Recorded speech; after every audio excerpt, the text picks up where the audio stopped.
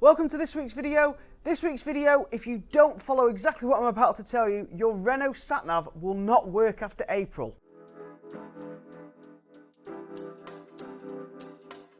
This video is going to show you how to update your R-Link. It's completely different to a normal R-Link update. It's not a toolbox R-Link where you remove the SD card from your car. You're going to need an external USB flash drive, and you're going to have to make sure it's between 8 and 32 gigabyte storage, and it's FAT32 formatted. We're going to go through all those complicated reasons in a minute, and also explain to you the reason why this update's needed is it's basically an old millennium bug that's been found, and GPS standards, etc., the coding, the way the code was written in this R-Link, it goes thrown off on that date, and that's why the sat-nav won't work. This is an essential update. It's not optional. You need to really do it, get it done as soon as possible. It applies to pretty much all Renault Zoe models and also some other Renault models. So if you are another Renault owner, then that's why you probably found this video, and it will help you update that.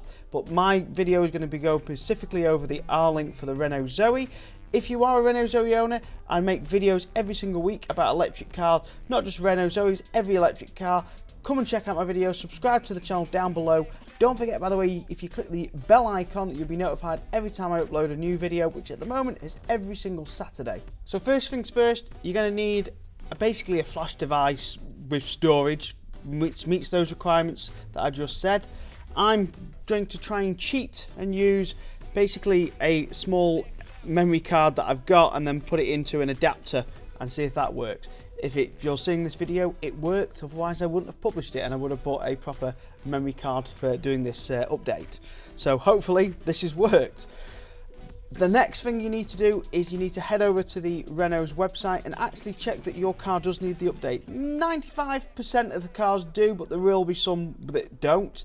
Main people have figured out that it needs this because you've had an alert on your car, and I'll flag up what the alert looks like.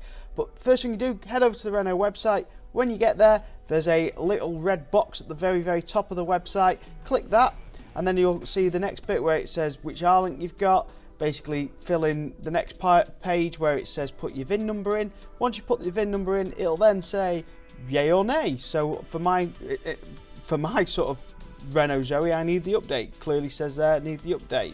Now this is next how you're going to have to format this little thing to make it work.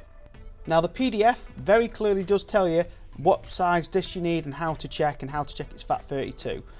Although you can just literally go to my computer with it plugged in, click properties, and then you'll see there what capacity it is and also what it's formatted with. Now I fully advise that you reformat it anyway from scratch, and to do that you need to load what's called the Disk Manager. The Disk Manager is found on all Windows devices. By the way, you can do this update on a Mac or Windows, but you do need a computer. You can't do it solely on a laptop, on a tablet or mobile phone. You're going to need a physical device like a Mac or a computer. There is a rumour that Customer Service Renault will supply a USB stick to you if you haven't got access to a computer. I don't know if they charge for that, and I don't know how many they've got available, but I do know if you absolutely can't do it any other way, you can ring them up and they do have some spares that they can send out to you to do this update. But first of all, let's go to the disk management to reformat this device. You find the device which is plugged in. For my case, it's the one at the top. You click format, it asks you the new volume label. You can just put the standards there. Make sure the file system says FAT32 and then press OK, and then the format will start. Now this takes quite some time, so leave it, come back to it, and you'll have a fully formatted disk ready for this update. Once you've downloaded it, there'll be a zip file.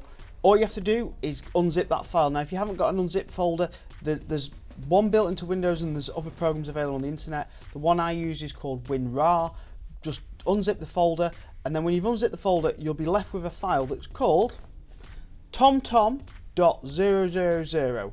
That file you need to drag straight on to this USB stick. So the next thing to do is put this in the computer and drag that file straight to that disk. Then once that's completely moved over to from your computer to your little flashy device thingy, you can then take this to your car and plug it into the USB socket in your car. So back to me later on at night when I get home to the wife's car. Welcome back to the evening where I'm in my car and I'm going to try plugging this in.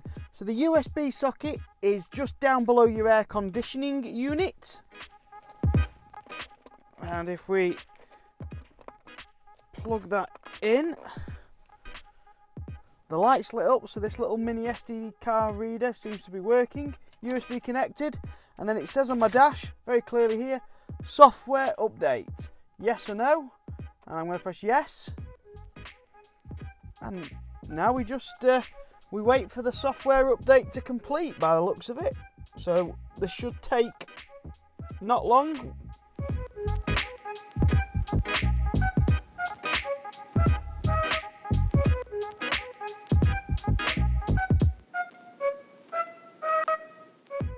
So after all that, as you can see, the device will just reboot itself, and that is pretty much the update done. If you found this video useful, comment down in the section below R-link, just comment R-link, you don't have to say anything else, you can just say R-link worked. Give it a thumbs up, and don't forget to subscribe to my video so I can make more content like this for more people to help you out. Thanks again for watching this video, don't forget to check out my other videos, don't forget to subscribe, and also don't forget to look at my Patreon page. Thanks very much, and I'll see you again next week. Goodbye.